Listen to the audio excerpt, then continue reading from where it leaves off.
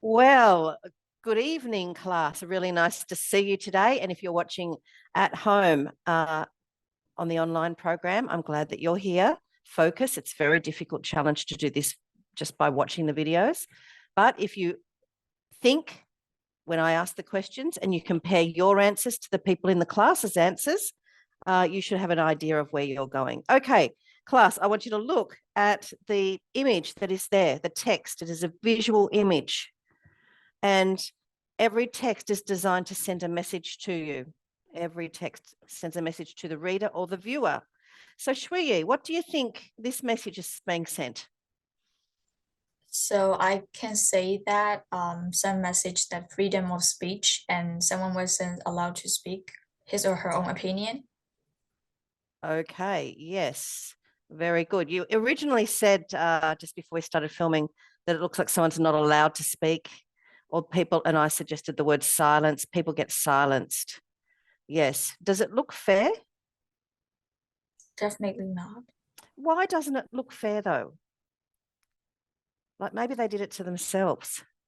I think it's unfair because it seems like forced because your mouth is taken. No one's gonna take your own mouth and won't express your opinion if the situation is too bad. People have the nature to express their feelings and opinions in some situations, so I think it's kind of fair. Yes, I guess it would be rare for someone to tape their own mouth. But I think also just having that flat surface, we can see, we imagine, because it's a flat human head, it's not a real one. We imagine someone sticking the tape over it. So we sort of feel like there's a power there. So every text is designed to send a message. So today's this lesson, we're learning our next controversial issue, which is it already up there?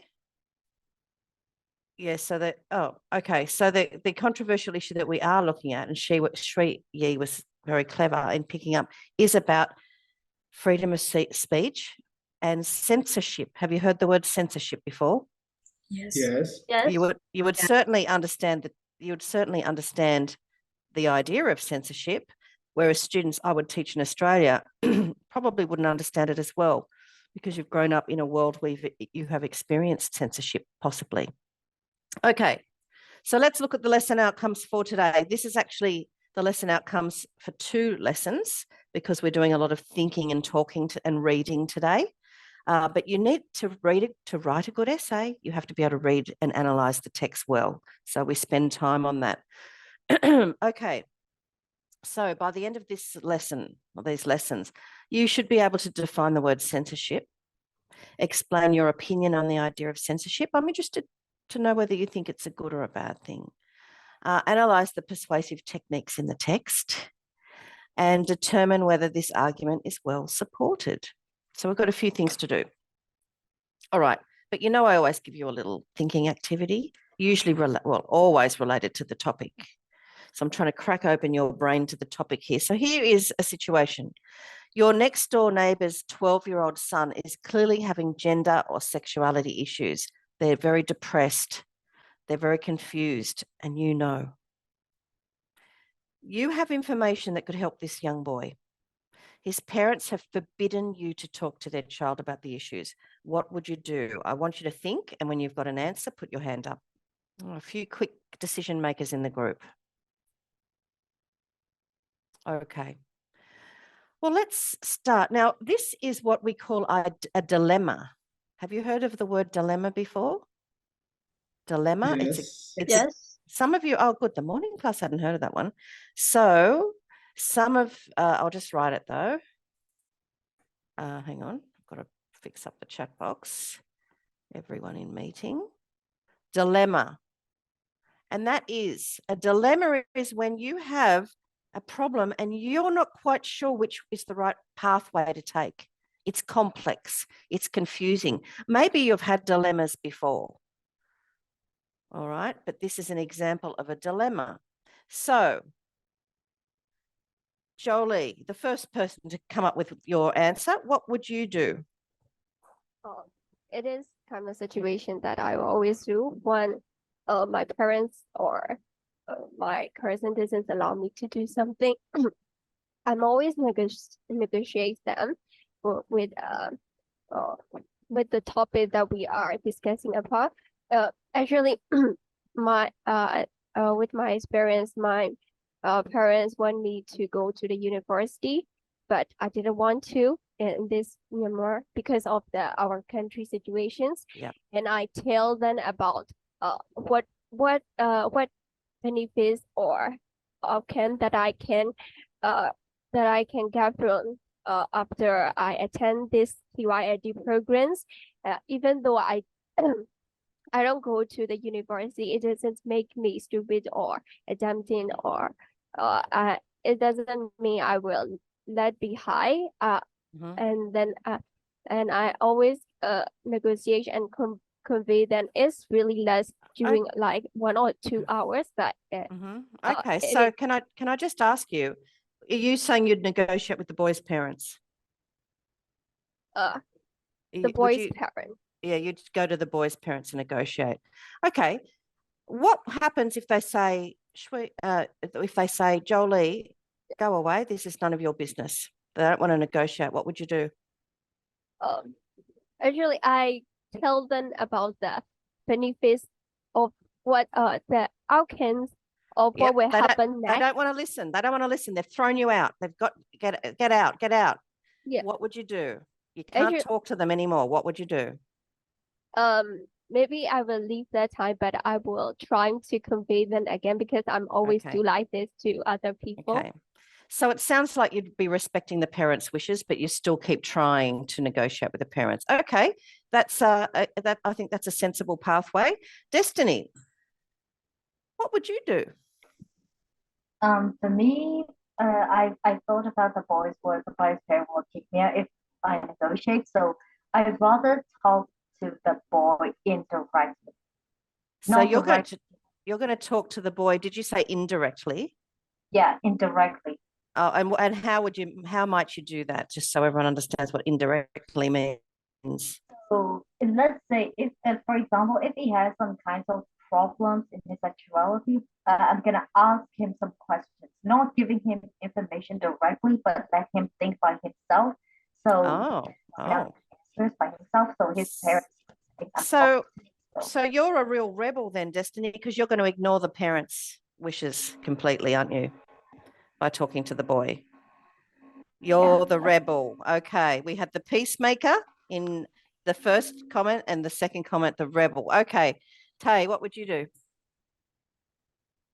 For me, if they doesn't allow me to talk to their child, I would ask them like, do they have also like some kinds of information or some kinds of help to help him out like positively.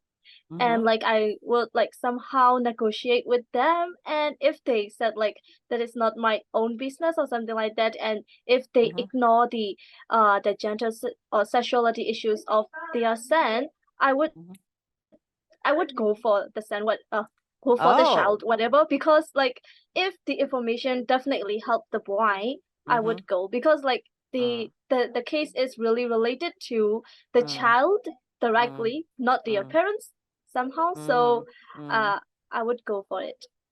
Okay, we've got another rebel. Asper, what would you do?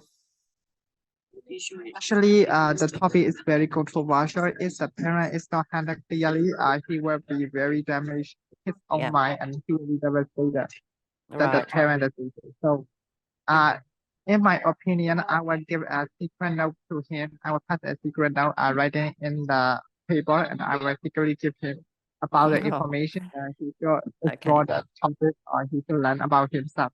It's actually it's his own business, not everyone's decision. Well, that's right. It is his own business, but he's young, and it's very difficult to. I mean, it's difficult to even just jump in and say, "Hey, I've got some information for you," because he's so young and vulnerable. But okay, another rebel, not going to bother with the parents at all, straight to the child to help the child. Okay, A-Chan, what about you? First, the thing is like, it is the family case, and we have to mind like the parents and the son. So we have to mind that first. And the other thing is like, I just want to make sure that the parents do they have any like positive or negative information to them about their child? Maybe they can be like the homophobia or something, or they can be like beating him or like any other kind of violence, maybe included, or that they can be like some other thing of sadness and like guilty about maybe related to the religious or something like that. So we have to make sure that the parents are feeling like something angry or like sad. We have to make sure of that first. And if we have a possible chance, we can give the parents about the information and also the boy. But if we don't have chance, I think if I was like if the parents deny me like They've to denied 100% you. deny me 200% denied you. like What would about you do? children. So I think it is it will be my fault. I will go to the directly to the son. Like maybe I will sneak sometime like about Secretly. in like other places or in the street, but I Yeah. don't go like straightly to the point. And Yeah. I might go to the teacher because it can be like the second community because Go to someone else who may be better experienced with because the parents. Yeah. because about the for the 12-year-old boy, home may be the first family, but the second community is the school. So there can be we can create more positively community in around him in the school. So Yeah. from the school, we can give him like a positive energy and information to withstand the in the home. Yeah. Very interesting ideas. Okay. Now, this is a dilemma because it's hard to know which is right, because the parents have right over their children. Parents have rights. I don't know if any of you in the class are parents yet, but you don't really want people coming in and messing up your child's mind, especially if they're 12. I really wouldn't want an adult coming over and talking to my child without me knowing. So parents have rights, but if that child is really disturbed and very depressed and maybe thinking about taking their own life, well, that child has rights too, doesn't it? So we've got a sample where two people's rights. It's really hard to know who to respect. They both have rights, but if we address one person's rights, we're denying the other person's rights. Now, when we're younger, we think things are easy. We think what is right is easy. Being a good person's easy. But as we get older, we realize that it's so much more complex. It isn't black and white. There are lots of shades of grey in the world. And this is a difficult dilemma and it's about both their rights. So it's much harder to decide. Okay, it's much harder to decide. All right, let's move on. I just want to do some vocab. First. So I never give you definitions. Normally I'll give you a picture or tell a story. But censorship, the suppression, I like the words. Suppression is a good word, which when you're suppressing someone, you're putting them down, squashing them down, making them feel they're powerless. Okay. Prohibition, the suppression or prohibition of any parts of books. So prohibition means it's against the law. You cannot access it. So the suppression or the prohibition of books, films, news, etc., media that are considered that. So why do we censor things in our countries? Because material is obscene. Obscene means sort of rude. Usually when we talk about obscene, we might talk about nudity, sex, or maybe even some terrible violence can be obscene. It's upsetting, okay, to some people, maybe not everyone. Politically unacceptable. If someone gets up and hate speech is politically unacceptable in America. Okay, they had to change Facebook. They had to come up with all these rules because hate speech started entering social media, and it really changed things. Or a threat to security, a threat to the country's security. Okay, so censorship really is, this is the way I'd describe it. It's a group of people deciding what information you're allowed to see or read or experience. All right. Now I'm interested if you think censorship is a good idea or a bad idea. Do you think it's okay that a government controls what you read or see? Gugu. Yeah, I think censorship is partly okay, but partly not okay. So most of the time they do censorship on the socio-political issue. So I think that is not okay for the politically unacceptable thing or religiously unacceptable thing. But for some kind, like they restricted the politically unacceptable thing, so people don't know the truth. People only see the propaganda thing like that. But in other way, they do censorship on the nudity or other violent things. So I think it is okay for the people. Okay, so you're on the fence. You're like, well, it's good in some cases and it's not good in others. I'm just interested in who makes the decisions. Okay, everyone's put their hands down. I guess everyone was going to say this a similar thing. So I'm actually against censorship. I've always thought I'm against censorship until I had a child.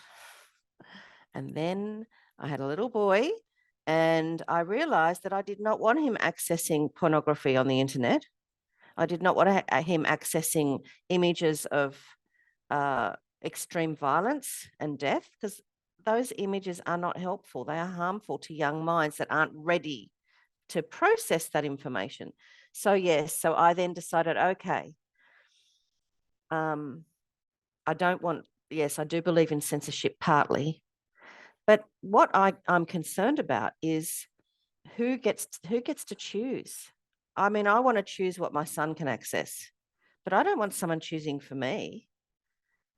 You know, do we trust our governments? Do you trust your government? Well, maybe not, because maybe your government is already censoring information so you don't get the whole story. And of course, we can all see who controls the information has the power. So in revolutions, in revolutions, a lot of the times, if someone's taking over a country in history, they will kill all the university lecturers first, because they can incite young people to fight. They've got the knowledge to say, oh, this isn't going to be good.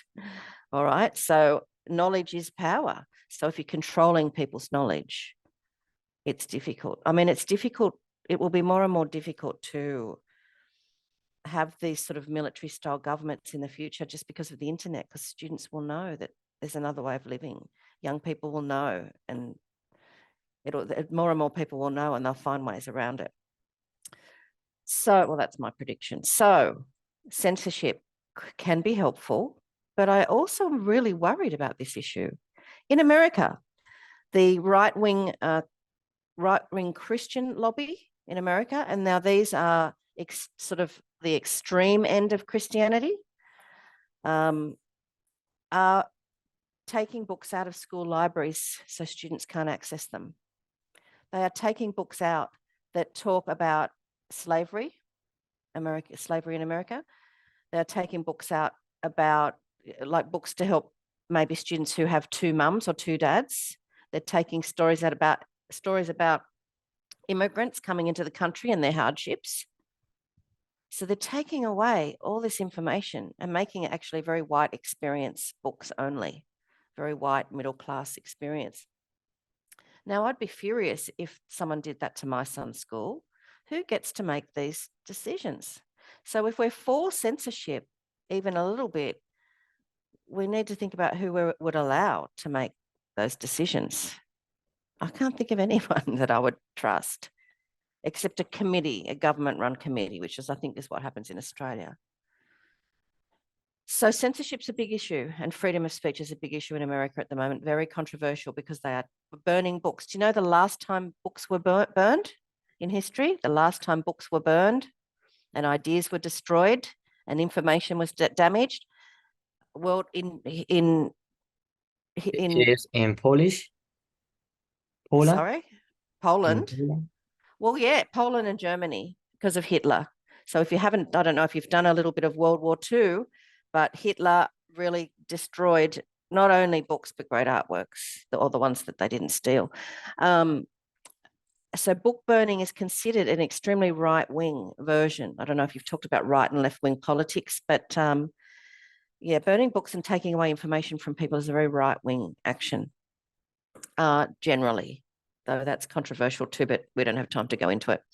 Okay, so that's censorship. Next one, we're going to look at the word retrospect. I don't know if you've know that word before, but it's a good word to know. In retrospect, I wish I didn't wear that dress. Okay. In retrospect, the day I got married was the best day of my life. In retrospect, those years of jogging with weights was a bad idea because now I have bad joints. So retrospect is looking back in time. It might be one moment or it might be a series of moments. It might be years, like jogging for 10 years with weights. It's not necessarily 1 second. It could be a big amount of time. It could be an event like looking retrospectively at the party that we went to last night. In retrospect, Zin shouldn't have drunk so much. Ryan shouldn't have been so shy. And Jolie shouldn't have worn that red dress. And Nancy wore too much makeup. Maybe, we retrospectively talk about things all the time. Okay. When it's looking back with different viewpoints, looking back with different eyes, when you're after the event, you can see things differently. So in retrospect, and you can see there, I shouldn't have worn that dress. That's a very 1980s dress. I was a teenager in the 80s. So those were the clothes that our parents sort of wore. My mother was too cool to wear something that bad. Okay, so the word retrospect, you should jot it down if you don't know it. It's a good word to know. In retrospect, the coup shouldn't have happened because of XYZ reasons. It can just sound smart. There are just words that you can throw in a sentence that make you sound really smart. Okay, weaponized. Probably could work it out. To make something into a weapon. And I found this great picture of a pair of shoes that have been weaponized. These are very old shoes. Even our bodies can be weaponized, right? So, and words can be weaponized, but it's a powerful word, I think, weaponized. So don't really need to explain that one because I've got the picture, but I wouldn't like to be kicked with those shoes. All right, the other one is tug of war. That's what we call that game. You probably know the game. Yes. Yes. And we call it a tug of war because it's like a war. There's two sides and we're tugging, which is a movement of pulling. Okay, so tug of war. Sometimes we call it tug-o-war or tug of war. I wonder where that game came from. So it must be a very old game. Yeah, we used to call the rain with the game. Used to call the rain. Yes, Oh, like really? Korean are doing some kind of worshiping, or they call the rain like that. Also the China, but in our village, we used to pull the rain each of the like tug of war, and we call the rain with that. Well, that's very interesting. I didn't know that. The student teaches the teacher. Excellent. Okay, so tug of war. And defamatory is another word. I think you should know that word too. If you don't know it, it is a remark or writing. So it's words or writing that damages the good reputation of someone. Okay. So if I start saying, oh, teacher Sophie, oh my God, she's so awful. She's got 2 boyfriends and they don't know about each other. And one's in Thailand and one's in America. And she FaceTimes the one in America all the time and she goes out with the one in Thailand. What a horrible girl. Now that is defamatory. That's not true, of course. Our beautiful teacher Sophie would not be like that at all. But that's an example of defamatory when you're just destroying someone's reputation. Interestingly, in Thailand, we are censored for defamatory statements. So if I go to the Happy Noodle shop and I write, and it was terrible, and I write on Facebook, I went to the Happy Noodle shop, I found a cockroach in my bowl of noodles. I'm never going there again. It was disgusting and filthy. In Thailand, that's defamatory, and you can be taken to court and have to pay huge fines to the Happy Noodle shop. Whether it's true or not, In Australia, you can defame someone, you can say defamatory things if it's true.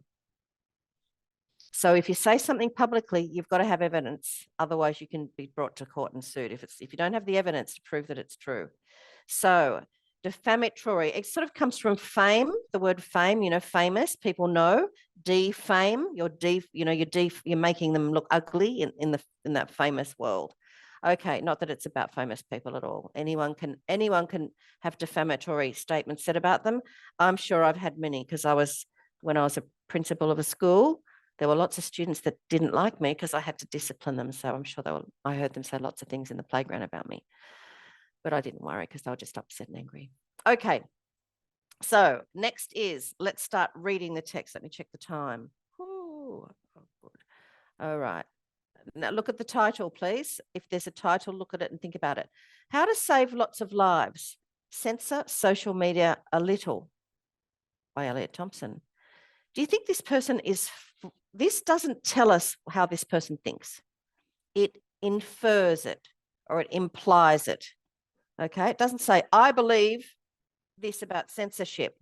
So what do you think, kiddos? Is this person for censorship or not? Can you get the inference? It is for censorship. Venus, were you talking? Oh. Who's got A-Chan, you've got your microphone on. Yeah, it is for censorship. For censorship. How can you tell? Because I can see the title. Yeah, what is it? Exactly what part of the title? Like exclamation mark and censor social media a little. Censor social media a little. Yes. And okay, so someone else tell me, why does this person believe we should be censoring social media? Why? Because there are a lot of hate speech. Shui Yi, say that again? Oh, no, it wasn't Shui Yi. Who was it? Gugu. Who was it? Yeah, it was me. Yeah. Because there are a lot of hate speech on the social media. Okay, but where in the title do we know this? What is he saying? Why is he saying that we should censor, like from the words they're not, you were using your logic. How do we know that censorship is a healthy, helpful thing from the title? Save lots of lives. The first part, how to save lots of lives. Right. Okay, so those two things combined, we know that this person is for censorship and that they're probably going to, maybe their claim is that it's too dangerous, that social media is too dangerous. Now, if we start thinking about the title very quickly in a nanosecond in the exam, we're more ready to understand the information that we read. Okay. So let's start reading. Usually I'd get you to scan the text and try and guess what it's about, but this text is quite a few pages because the text is getting more difficult and your essay writing tasks are getting more challenging. So let's have a go. In retrospect, it was the dawn of a new time. What literary technique is being used here? Metaphor. Can you explain the metaphor? It was the dawn of a new time. Dawn is the beginning of the day before the sun rises. So it is the beginning of a new time, new era, or new age. Right. Beautifully said. Okay, it's just the beginning. Now, using a metaphor is not what you're going to talk about in your essay. I'm only talking about other things for the other parts of the exams for your multiple choice questions. I want us to dig more deeply into language now that we've come this far. We're ready to talk about language in more sophisticated ways. So yes, this is a metaphor. And remember I told you that a metaphor is to do something to the reader. Does it reinforce something? Does it highlight something? What is this metaphor doing to us? What's it doing for us? To visualize. What specifically are we visualizing? Comparing. Well, yes, we have compared. Yes, that's an answer. That is a right answer, but it is comparing dawn to a new era. Yes, it does that. But what is this metaphor? Why comparing these two things together? What does it do for us? Yuziel, what do you think? Is it like a timeline? Yes, it's getting to us imagine a time period. It's just setting it for us. It's giving us a setting. It's emphasizing where we're thinking. Okay, it's not today. We're not thinking about today. We're going back in time. All right, so every technique has an effect. I'm going to be talking more and more about that. The more I talk about it, the more likely you will understand the multiple choice questions in the exam. Okay, but are you going to mention a metaphor in the essay? No, you are not. It is a literary technique. It's not best supported argument. Okay, it's got nothing to do with evidence. All right, I'm just talking. Okay, so all right, we've started with a metaphor. In retrospect, it was the dawn of a new time. It was back in 1999 when the expression Web 2.0 emerged. Have you heard about Web 2.0? Does No. anyone, Dennis, can you explain what it is? Do you know what it is, or you've just heard of it? Me? Yeah, you. No. You've just heard of it. Okay. I remember it very well because I grew up in a life. I grew up in a life before the internet, just before the internet. Technology was just starting to come in. So I bought my first computer when I was at university. That was when I was probably one of the earlier people to buy a computer, actually. I was an early adopter. So when the internet first started, believe it or not, it was a very different world. Actually, I liked it a lot better, and I'll tell you why. You'd only use the internet to research something, and it would give you information, right? But you couldn't ask any questions or upload anything to it. It was just purely for information. So if you wanted a website, you had to talk to a very special person and they'd create a website for you. None of this, we can make our own websites. So all the celebrities got their own web pages, and all businesses got their own web pages, and universities. But what I loved about the internet back then was that I could look up information and it was correct information. I could look up information to prepare for my lessons, for example, and look at universities and look at university websites, and all their courses, all their information was all there. It was wonderful. But now all the information that's free on the internet isn't useful information, and a lot of it's just plain incorrect. If you want good information, you have to pay for it. So I loved the internet back then, but it got better.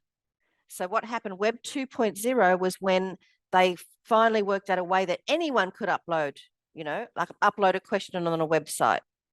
And then social media appeared, and it was still a nice time. What happened then was, which I loved, teachers started sharing their resources online. So there's all this beautiful information. And no matter what you wanted, everyone was sharing it for free, just generously. Like, here's what I'm doing with my GED RLA class this week. And people were sharing ideas, and it was really good information. But slowly that got worse. So Web 2.0 is the moment that we could start uploading ourselves, which created social media. So we could put photos, YouTube appeared, that was all YouTube. MySpace, which was the first Facebook. I don't know if you've heard of it. All my students had a MySpace account once upon a time. We're all part of Web 2.0. And slowly it's degenerated into just a whole lot of bad information. Anything I really want to find that's sort of really intellectual, I can't get for free on the internet. It's very sad. Anyway, so that's what Web 2.0 was. Okay. All right, I'm just going to give you your 5-minute break now before we start getting right into the text. So off you go for 5 minutes. Time flies. Hello, teacher. Hello. Hello, yeah, teacher, I'm here. I just want to inform you that because I think I missed the attendance. I think I got it. That's April talking, isn't it? Yes, April. Okay. Yes, no, I got you, April. Yes, thank you, teacher. I got you. Okay. Time to come back, class. All right, let's read a little further and see if we can work this out. This Web 2.0 was the beginning of the systematic engagement of people in the internet. The systematic engagement of people in the internet. What do you think that means? So can anyone say that in their own words? If you can say it in your own words, you understand it. Teacher, is that the first online platform? No, no. The systematic engagement of people in the internet. I don't quite know what you mean actually. Tay, sorry, I don't even know who spoke. Who was it that said that first answer? Who was it? Yeah, Google. Google. Okay. Yeah, I don't quite understand what you mean. So I'm not sure if the answer. Yeah, I mean like the Facebook or Yahoo, like It's that about kind of that. social media. Yeah, it's about that, but I don't. That's probably not quite spot on for the sentence, but it's in the right area. Tay, what do you think? It say that Web 2.0 is like the first step or like the first system to encourage or like to make people to meet up on the internet. Well, maybe not meet up, but yes, get involved with, engage, interact with the screen and do things like upload a video to YouTube. Yes, thank you. Okay, hands down. I want to move on. All right. So Web 2.0 was the beginning of the systematic engagement of people in the internet. This was the moment that the population could actually upload and post their own information and content on the World Wide Web easily without a cost. The world welcomed social media at that time. People had a new and highly effective avenue for free speech. What we didn't realize back then was how dangerous this was going to be. Look at the last sentence, everyone. What's the author suggesting? Remember, this is retrospectively. We're looking back. What is the author suggesting in the last sentence? A-Chan. Yes.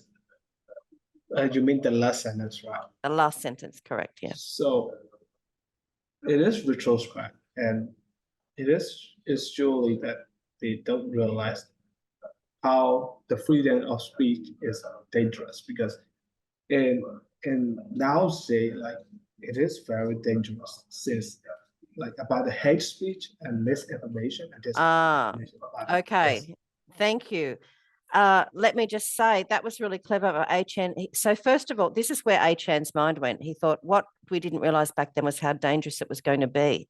Why is it dangerous? Let's go back to the other sentence. Oh, free speech. And then A-Chan thought, why would free speech be dangerous? Because we look at free speech as a good thing. Well, Americans, it's in their part of their Bill of Rights, isn't it? You should know that. So we, when I say we, I guess the Western world certainly, as a representative of it, thinks that free speech is a great thing. How on earth could it be dangerous? But A-Chan quickly went straight back to, well, hate speech is dangerous. And what was the other one you said? Misinformation and disinformation. The misinformation that is on the internet. Yes, very clever thinking. Okay, next page. In 2022, it is easy to see that social media has been weaponized. It is locked and loaded. The targets are easy, the people. Now, my first question, listen carefully to it, because some of you are daydreaming. Come back to me. I can see it in your eyes. What on earth is going on? What's unusual about the writing here? Not what he's saying, how he's saying it. What's unusual? The writing is highly informal. Okay. Who said that? Who was the clever bunny that said that? Who? I still can't hear you. Shui. Okay.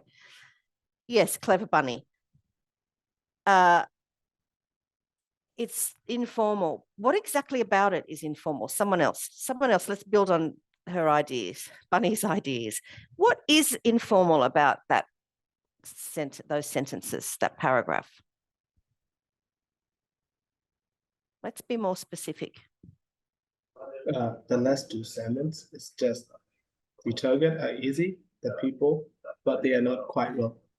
Right. For the separated, they are not quite related, but they're not sentences. They're not. Yes. Is the people a sentence? Is there a No. verb there? No. Locked and loaded. Is there a noun there?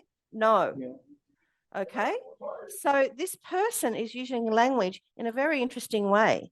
Can anyone tell me what it's not a persuasive technique or evidence, but can anyone tell me what technique they're using there to create imagery?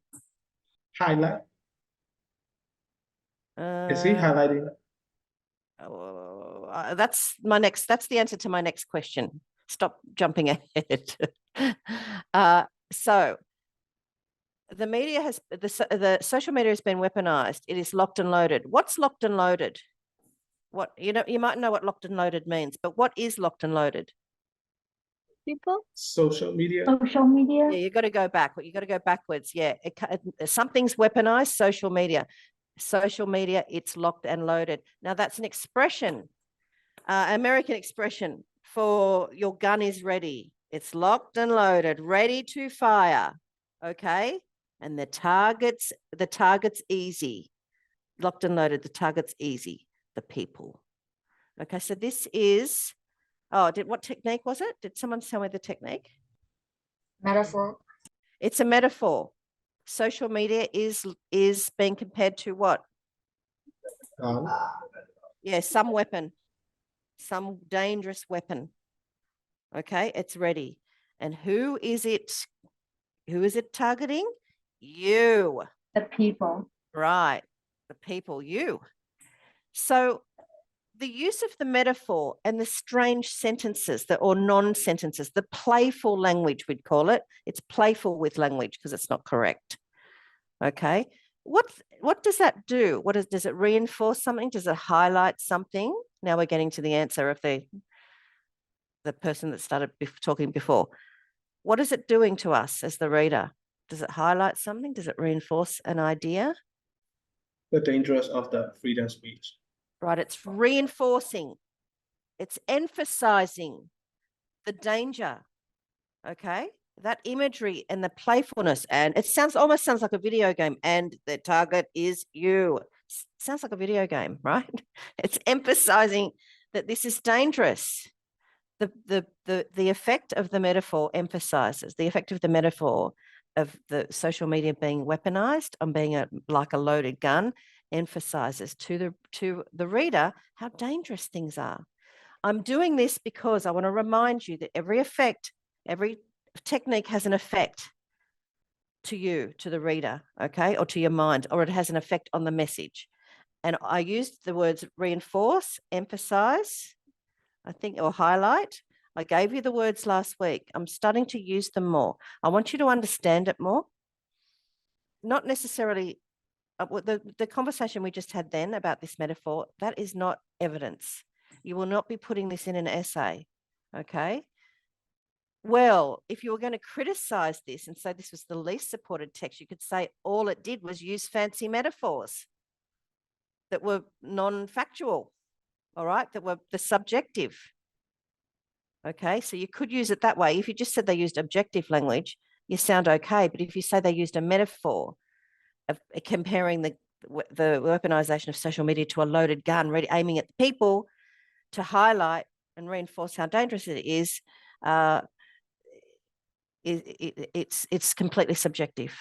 All right, so therefore it's not a best supported text.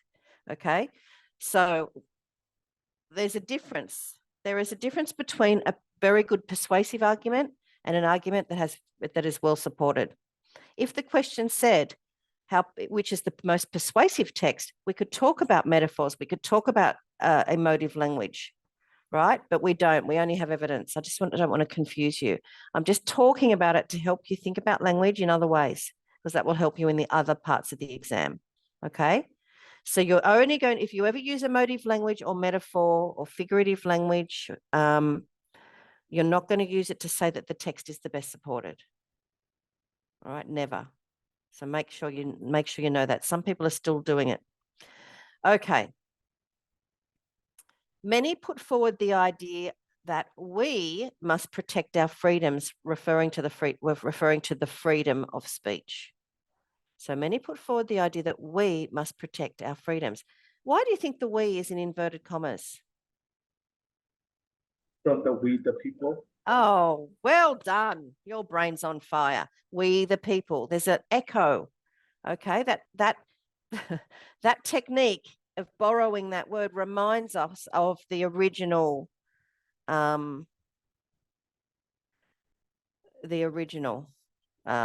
document. Okay, we're reminded that freedom of speech is very important in America, because remember, we're pretending we're all Americans doing this American curriculum for an American exam. We're going to pretend we don't want to sound like we're outsiders. When you write that essay, you're going to sound like an American, and you're thinking like an American. Okay, but our nation is in a tug of war.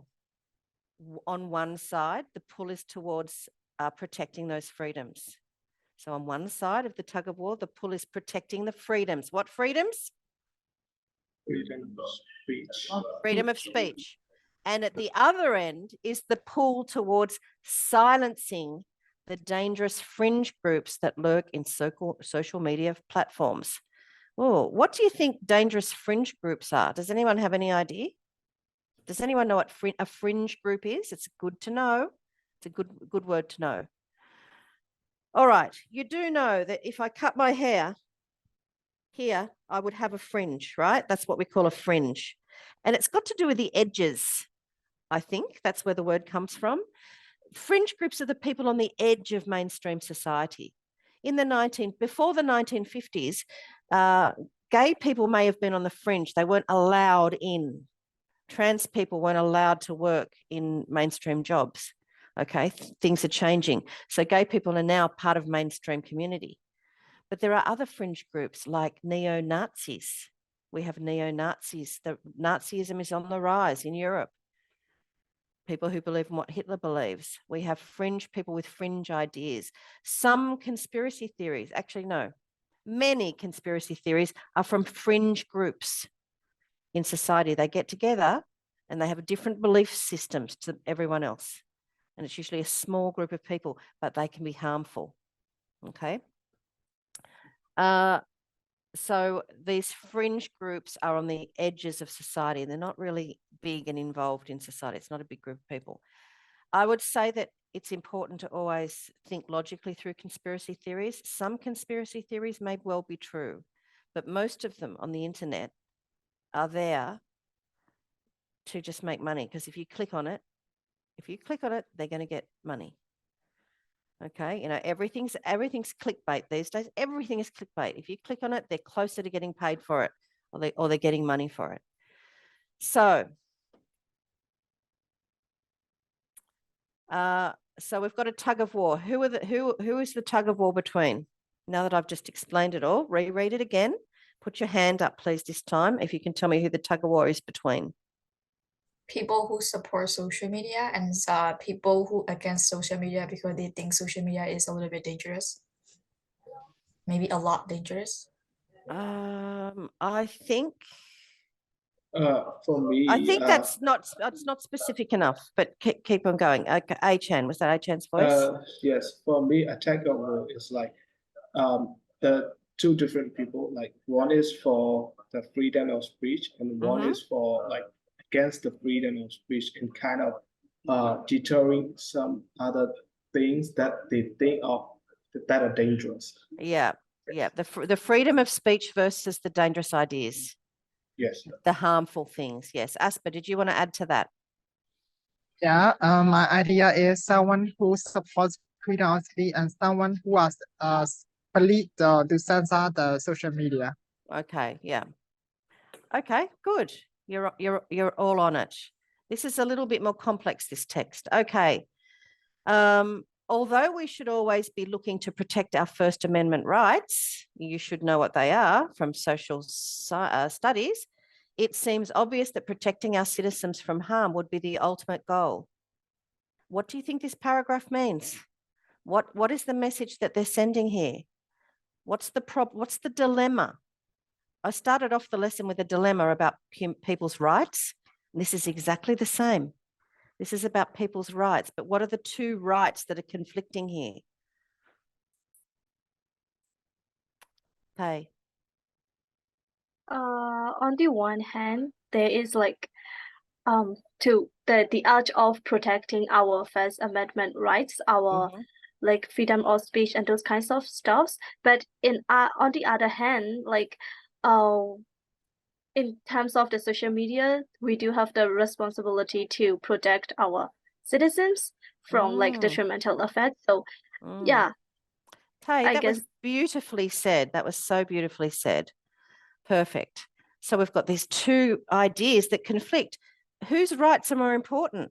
Our rights of speech, freedom of speech, or the rights of innocent people that need protecting from dangerous information? Okay, who do we pick? It's like our dilemma, the first thing about do we pick the parents or do we pick the 12-year-old boy with problems? Okay, this is the problem with life. When two groups in society have rights that interfere with each other, okay, that is a problem. All right. Now, why isn't that working? Maybe that'll work. All right. What's the time? I'm going to put you in groups for 5 minutes. I'm going to give you the link. Actually, I'll just escape from that. I'm going to give you the link to the text in the chat box now. Oh, I wish I could do it quicker, but anyway. All right, so there's the link. Make sure you have it because you're going to share it with your group so you can look at the text. All right, and you're going to photograph or write these questions down in your groups. Oh, that's not the question. Come off it. Come off it. All right, here are the questions. What is clever about the writing so far? All right, that's the first question. What is clever about the writing so far? Talk about it for 2.5 minutes. You're not going to have a lot of time. The second question, so far, do you believe this is an argument that is well supported? Does it have evidence? Okay. All right, let me set up your groups. Does anyone have any questions about this task? If you don't decide, how am I going to do this? The first thing I want you to do is decide who is the speaking back to the class. All right. I don't want to waste time while we all decide who's going to speak. We're all grown-ups here now. We're going to get that organised straight away. How many groups do I need? How many people are in the class? 21. I dare not do maths in my head. I better use the calculator. Okay, I'll do 6. Okay. All right. Yep, that looks good. So you're either going to be a group of 4 or 3. There's going to be 6 groups. You've got 5 minutes. I'll send you to your breakout rooms now and get going. Good luck. Oh, Tay, you've got a question. Some people with slow internet. Oh, someone else is gone. Gugu, can you hear me? Nope. Oh, Tay, you've got the slowest. Oh, and Agnes. Group 1 is Ryan. Group 2 is going to be Agnes. Can you hear me? Yes, I can hear you now. Oh, now did you get to a group or you didn't get to a group? No, I was kicked out a moment ago by my internet. You was kicked out. I'm Okay. not in any group. All right. Oh gosh, I'm going to have to move you to. Hang on, let me just check the other groups. Group 5 might be good. Group 5. Okay, I'll try and move you to group 5. Let's hope that works. We're not long to, I've only got 20 minutes, Mick. Okay, group 2, we've got Zin. So have I got a little bit of butter chicken, Mick? Teacher, you muted. Thank you. Thanks for letting me know. Let me just check my battery too. Oh, I'm just going to make it. Okay. All right. I'm interested in to hear what you say. Number one, Ryan's group. Who's speaking? I'm speaking. Okay. First of all, do you think what was clever about the writing? Something that is clever about the writing so far is that the author can write that in a similar way that can make everyone understand. Even for someone who doesn't have any background knowledge about social media and politics situation, so even they can understand what he meant. Okay, so you think the writing's clear? Yes. I've always said good writing is clear writing. So, okay, thank you for that point. I think that I'm happy that you think it's clear. I think some readers might struggle with it, but yes, I agree with you. Okay, the next point was, do you think this is well supported so far? We haven't finished it yet. Shui Yi, what do you think? Yes, even though it is easier to understand, this is not a well-supported argument since there is no proof or evidence. You haven't found any evidence? Yes. Okay, thank you very much. Next group, Zin, group 2. Who's talking for Zin's group? Teacher, before we move on to group 2, I'd like to ask something. My laptop battery is running out, so can I please switch to phone and leave meeting for a while? Sure, we haven't got long. Okay, Zin, who's speaking for your group?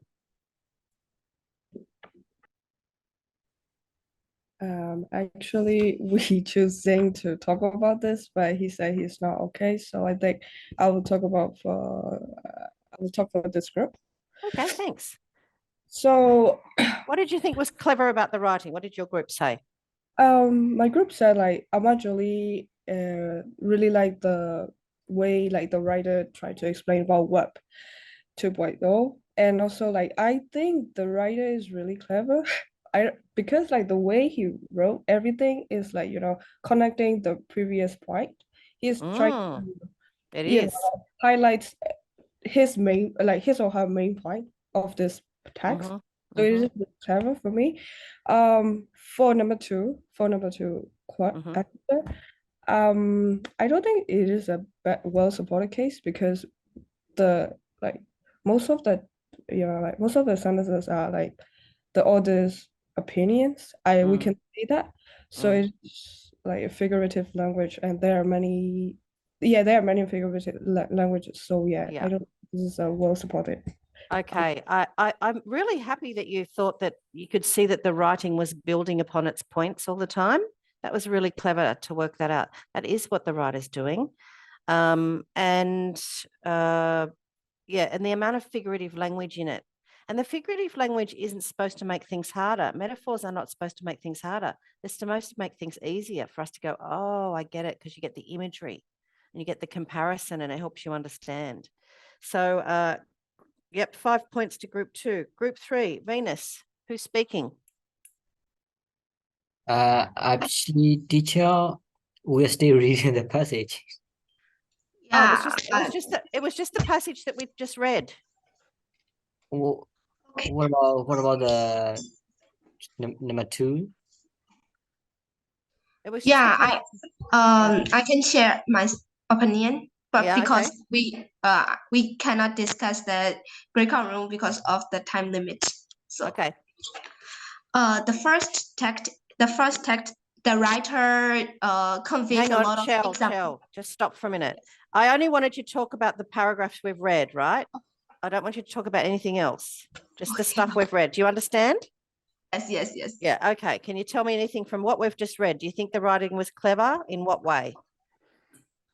Yes, in the text,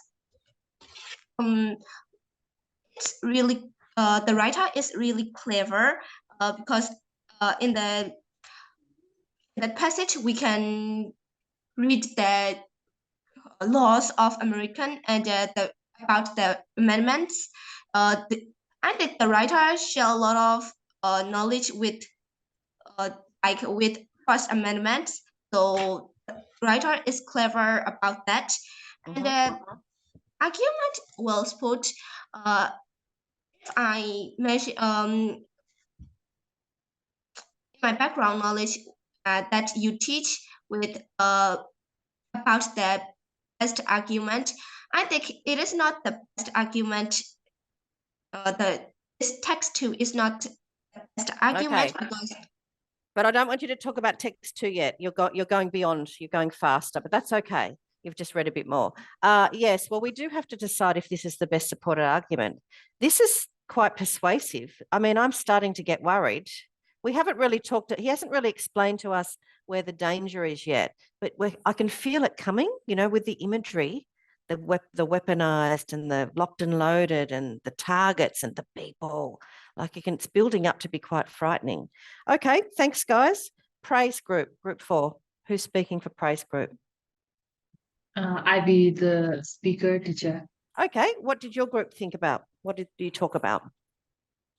Number one is like it's clear that the comparison between the two era, the 19th century and the current day. And then the second one is two type of people, like people who are on the fringe and people who are on the mainstream. Okay, good. And did you want to talk about whether it was a well-supported argument? Yeah, even though the author explain the text with great vocab and then explanation, but the text doesn't contain any statistical evidence. Right, there's just no evidence. Very good. Okay, well, I think we've covered that question, but I am interested in group 5. Nancy, who's speaking for your group? I'm the speaker. Oh, okay. Tay, is that you speaking? Yeah, okay. Yeah, so what did your group talk about the cleverness of the writing? The first thing is that the usage of vocabulary and the usage, because it describes like retrospect and weaponize, like they are comparing those kinds of things, and like they are comparing things up, and also it also like emphasize his opinion, emphasize his point clearly, and that makes really persuasive. That's a good point. And also he really the other use like some kind of like actual amendments that shows that they have the background knowledge about it, or like they have the full knowledge for it. But even though it is like kind of shows some kind of good points, I don't think it is well spotted, because I can see the evidence about the effects of the social media and like the censorship good things and like statistic evidence. So I don't think it's a well spotted. Okay. I think you said some great things there. I'm going to ask you a challenging question, Tay. What do you think the tone of the passage is so far? I think serious. Yes, it has a serious tone. Could we think of some other tone words? You have to know tone for this exam. Shell, do you know a tone word? Is that why your hand's up? I think the writer's tone is persuasive, because there are a lot of rhetorical questions in their text. I don't know if there were a lot of rhetorical questions. There certainly was in the title. Maybe you're talking about further down. Maybe you've read more. Okay, so what did you say? Persuasive, serious? I would also say, even though even though there's playful language in it, it's quite conversational. In retrospect, it almost sounds like someone's thinking aloud. I think it's a conversational tone as well. Okay. All right, last group. Destiny's group, who's speaking? We're nearly there. Yes, teacher.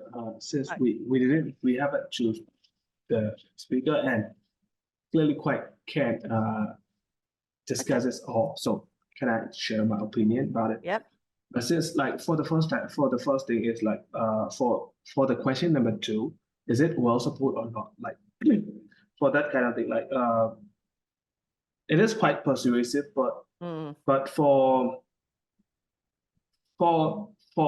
to be a well supported argument, it has to be a logical reasoning, and other thing is like statistical like how does it like evidence. Okay, something can like I that. stop you there for a minute? You just said something that no one else did. The logic of it. Everyone look for evidence, but remember, we can also evaluate how well it's supported through the logic of it. And it kind of sounds logical to me, but I don't think we've got enough to really make a decision on whether there's a logical argument yet. Yes. So that's a really nice point. So I just wanted to stop and emphasize and reinforce that point. Keep going, Achan. Yes. So I think it is not well supported argument for the question number 2. Yeah. For question number 1, like it's the clever thing about it is like it makes it the author told us about the past day about the past day, like about 1999 or something like that. And it makes remind us with the today's society and the everything that has been like messing around on Yeah. our feeds, on our screen or something and like that. So it is not quite it is not well supported. It's really persuasive. So Yeah. like that. There is Yeah. persuasive elements to it because when we think about it being weaponized, it's actually emotive. You know, Yes. it's not emotive language, by the way. It is emotive imagery. The images that we get they make us worry. It's Yes. it's weaponized. So yeah. Okay, look, Yes. I want to move on. I just wanted to add some bits in for the advanced thinkers of the class. So let me just get my slideshow back up again quickly. We just have to get to a certain phase. Okay. All right. So I want to look at the first paragraph. Social media needs to be censored because, quite simply, people are not managing the information that they get access to very well. What is the purpose of the first sentence of that paragraph? Think carefully. Think carefully. What is the purpose of that first sentence? To inform. Yes, it is. The whole thing is informative. We're trying to be informative. But I also ask you, that's the purpose of the text, right? But what's the purpose of that first sentence? For me, I think the author point out the lack of information literacy of the people. Yes, but more importantly, I'll tell you the answer because you need to know it. It's the thesis point. It's their thesis point. I always ask you that question. I always pick a sentence and say, what's the purpose of that sentence? The answer is usually going to be, it's the thesis point. So we've read 2 screens worth of information. We've only just got to the thesis point. So that idea that I think Yuziel said about how each point related before to the point before it, it's building up to get to the thesis point. It's giving us things to think about before they hit us with the thesis point. Okay. So what can we learn from this? When you're reading the text in the exam, the thesis point may not be the first sentence and it may not even be in the first paragraph. Okay. I've always given you thesis points in the first paragraph before, but now I'm sharing with you that that's not always going to be the case. And you have to find their thesis point because it's really helpful for you to work out what their argument is. You have to know their thesis point. Okay. Now, Ella, I'm going to ask you this question. What do you think the author means by not managing the information very well? What do you think that means? Do you have any ideas, Ella? I think they didn't like share the information like cleverly like that. I don't think it's about sharing, but I think cleverness does have something to do with it. So that doesn't mean like it means assess like that. I need more information. If you're not managing information well, now maybe you haven't heard the word managing in this way. Let me explain to you. Let's just say I took Ella aside and I said, Ella, you haven't done any of your homework. You did very badly in the exams. I don't think you're managing this course very well. What do you think I'd mean, Ella? What do you think I mean? I didn't do it very well, like. Right, you didn't understand it. That is not the case for Ella. That was just an example, by the way. Ella has handed in all of her homework and is doing fine. But yes, it's about not managing, not understanding. So what's the point the author's making? What's the problem with social media? Why is it dangerous? We cannot know the material that people are sharing are trustworthy or not. No, that's not what he's saying. That is what we think. That's what we all know, but that's not what he's saying right here. Why is it dangerous? Because people are doing what? I just talked about it with Ella. They share a lot of information. They're not managing the information that they get access to very well. They're not understanding what they're reading. If you don't understand what you're reading, that could be quite dangerous, couldn't it? If you need to take very special medication and you can't understand the instructions, because you cannot manage the information to understand the instructions on how to prepare the medication and how to take the medication, it's pretty dangerous, isn't it? If we don't understand what we're reading. If we misunderstand, let alone if it is misinformation in the first place. Okay, so this is the claim. This is the claim. The internet is dangerous because of people not being able to understand what's good, what's sensible, what's logical, what's credible, what's not credible, what's manipulative, what's persuasive. Chan, last comment of the lesson. Yes, not comment. I just want to ask a question about Sure. managing. Is that just an understanding? Is that some kind of relative to using? Well, that's what it's implying in this context. But managing, you're not managing your time is you're not dealing with your time very well. I guess there's different ways we interpret the word managing depending on the context. But in this context, if you're not managing information, you're not processing it properly. You're not understanding it. Okay? Yes. All right. Thanks for that question. All right. I'm going to close the lesson there. Does anyone have any comments or questions before I end the lesson? All right. I won't post this yet because we're going to be talking about it next lesson as well. So I'd like to say goodbye to the online class. So I'll see you next video. And for you guys, I just want to say that we were doing lots of critical thinking today.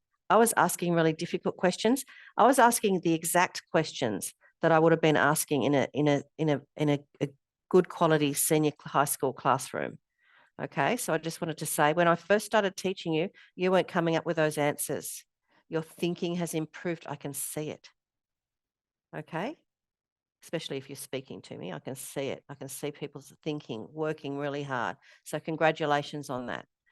Okay, I will end the lesson there, and I'm excited to tell you that on Monday I'll be presenting with Sophie. I'll be presenting the first leadership course, and when we were designing this is stuff that no one else in Burma is being trained around leadership. So when you're applying for things and you need to talk about leadership, this is going to be really helpful for your applications. All right. This is current stuff that's coming out of America. And when Sophie Nunu and I wrote the course together, but some of the things that we were talking about, Sophie said, and she's done leadership in America that she hasn't even seen before. This is really new and you're going to get access to it. So it's very exciting. So I'll see you on Monday for that course. It won't be hard. It's going to be interesting. All right. Thanks for the love heart, Nancy. Thanks, Yusil. Okay. Thanks, guys. Okay. I'll end the lesson. See you later. Thank you, Chair. Bye, Bye, teacher. teacher. Thank you so Good much night, for teacher. tonight. You're Thank you welcome. so Good night, much. teacher. Bye.